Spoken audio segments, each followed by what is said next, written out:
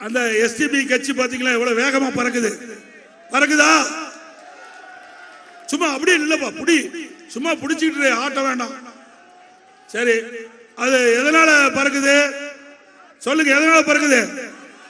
காற்றால் பறக்குதுல. காத்த கண்ணுக்கு யாராவது தெரியுதா? காற்று அப்படி கண்ணுக்கு தெரியாத காற்றிலும் ஊழல் செய்கின்ற ஒரே கட்சி திமுக கட்சி.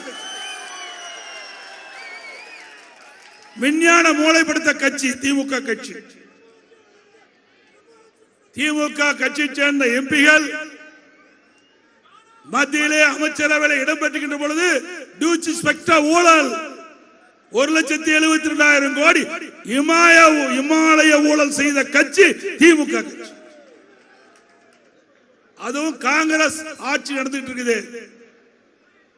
அந்த காங்கிரஸ் ஆட்சியில அந்த அமைச்சரவையில திமுக அங்கம் வைக்குது.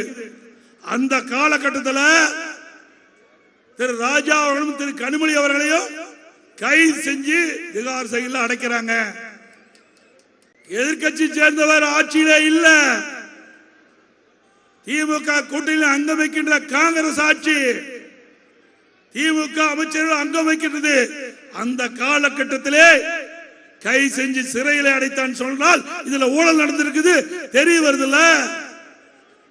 ஏதோ நீதிமன்றத்துக்கு போனீங்க, நீதிமன்றத்தில் ஒரு தீர்ப்பு கொடுத்திருக்குது. அந்த தீர்ப்பை மேல்முறையீடு செஞ்சிருக்குது மத்திய அரசாங்கம்.